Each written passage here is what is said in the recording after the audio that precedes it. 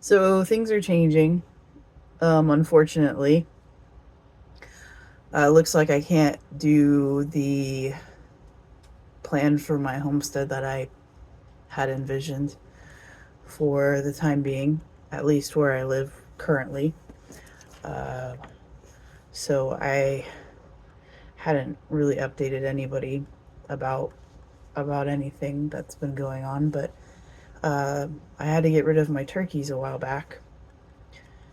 I made that decision when I had seen them hop on the fence and try to interact with my neighbor. I have a neighbor that's um, pretty hard to love. We'll say that. She makes things really difficult, and for some reason, she hasn't liked me ever since I've moved in. But um, she also doesn't like birds too. Anyways, when I first moved in, she initially was fine with the roosters and quail and everything, and that was great. And because I love my quail, I love my chickens, I love my roosters.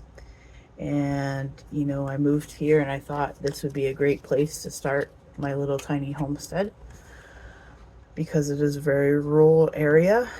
And, I felt like I finally found my place. And I don't have much space, I have less than an acre. But again, it's very rural. I live on a dirt road, I have a well, and I don't have very many neighbors. And across the street from me is all woods, and I'm outside of the town. So my plan was to have a little tiny homestead, kind of like I had on the I had in a smaller scale where I used to live in my tiny house. Um, and so I brought all those animals with me to move over here into this county in Florida, which is actually one of the poorest counties in Florida, and what has one of the strictest like chicken ordinances, I would say. So I live in Putnam County.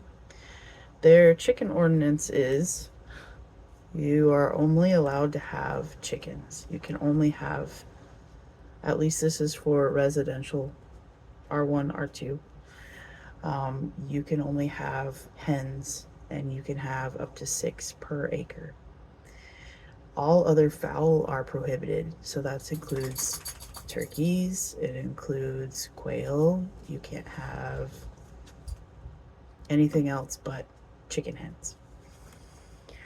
Which is pretty ridiculous because when I moved here, all around me I could hear roosters going off, and I was like, "Oh, people are pretty lax about this. This will be great. I can have my boys." Because I do love them. I don't know if you've seen the shorts that I have on my rooster boys, and they've been great. They are a great example of how males should treat females. um, so they hunt for them, they protect them, they'll build their nests for them, and take care of the babies. They do all kinds of things. It's pretty remarkable just how great roosters are. Yeah, people get hung up with them crowing, which is pretty ridiculous because their crowing is also to ward off the predators. So it's also to make their presence known and be like, hey, I'm here protecting this flock, or also to let the girls know, hey, time for bed, go to bed, round people up, round the hens up. So all their crowing it's not just for naught. They're doing it for a reason. Plus, it's like, how is it different than dogs barking? Because we also live in a place where there's a lot of hunting dogs, and I'll hear them through the night baying, and it's just ridiculous. So that's upsetting. Anyways, but yeah, the chicken ordinance meant I cannot have quails either.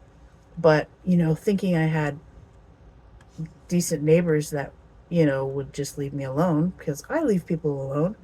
You know, as long as they're not doing anything illegal, and I would say codes are not an illegal thing if you're breaking a code, because I feel like, the Declaration of Independence, life, liberty, and the pursuit of happiness, And this is something that's bringing me life. It's helping me to have freedom, having my animals, because they're helping sustain my life. They're helping me be happy.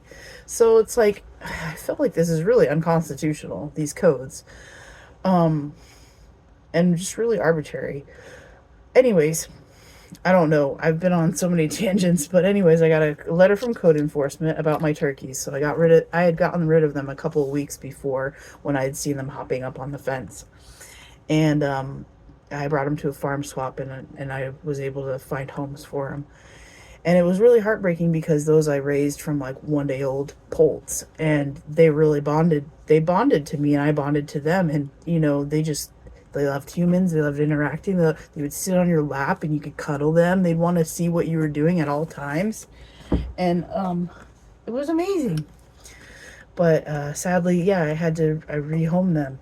And then also, with that code enforcement letter, was them telling me I needed to get rid of my roosters.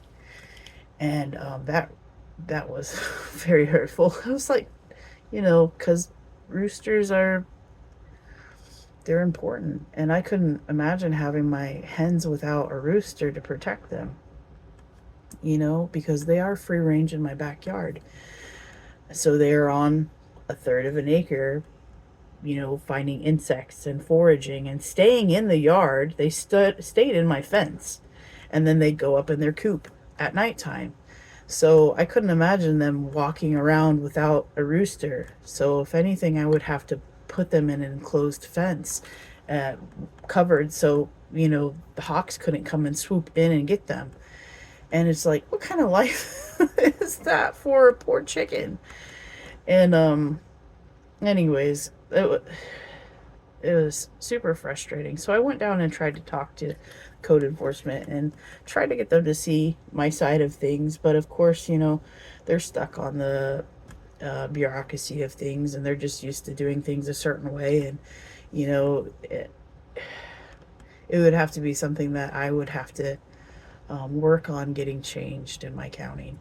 And it's something that I felt like they would never want to change, just because they're so used to doing things a certain way and not rocking the boat. Um, so anyways, I've had many other code complaints about, and then the quails was most recently, and they're quiet. It's like she looked over the fence and saw I still had them, and she's like, "Nope, gonna take those out." That neighbor was just like, "Nope, they're gonna go call code enforcement on you about your quails." And I had already got rid of my bob whites when I had these initial code enforcement complaints, because the bob whites are loud. They're beautiful. I love their sound. I love the bob white. But I had rehomed them to a really cool couple that I had met. They have a game bird farm, and so they were able to give them wonderful homes, which I'm definitely appreciative of. And so then I just had my Caturnix quail, and I have some button quail inside the house, but those those don't count. Those are more ornamental, and so my Caturnix quail have actually dwindled because they've gotten older, and I have actually a lot of males, and I've kind of been kicking my feet, I just not wanting to process them. So I have probably about 12 females, and they're older, so they don't have much more time on this earth. But I love love their little eggs and just their personalities. Clara, you want to come up here? Come here. Right here. Right here. You want to see? Okay. Anyways, Clara is feeling neglected. So yeah. But I have a friend that is willing to take my females, and I appreciate that as well. So I will not be doing homesteading as far as my quails go. my quail content, unfortunately, for the time being, until things can change. If I can change things in this county, code-wise, I think that's where I would start. Not starting with allowing roosters, but because I feel like that's a thing that's harder to get. But as far as letting quail be allowed as part of our fowl, because it says no fowl other than chickens. Anyways, that's where I'm at right now. I know that's a little long spiel on what's going on, and that's some of the stuff. There's a lot of other stuff too, but anyways, I think it'll be good because it'll give me some time to kind of step back and see what I can work on and other aspects of being self-sufficient, whether it be, gardening, because I know that's definitely my weakness. Gardening, and then I'll still have some chickens. So I'll still get to hang out with them. Frankie's definitely going to be staying. So,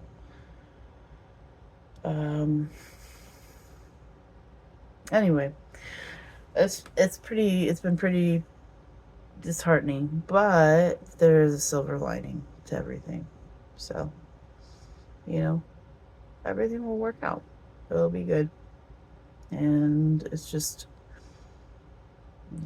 making me think about revamping things, and it's probably maybe a direction I need to go. And who knows, maybe I can have quails again. We'll see. So thanks for listening if you've been listening to me this whole time. I appreciate it. So anyways,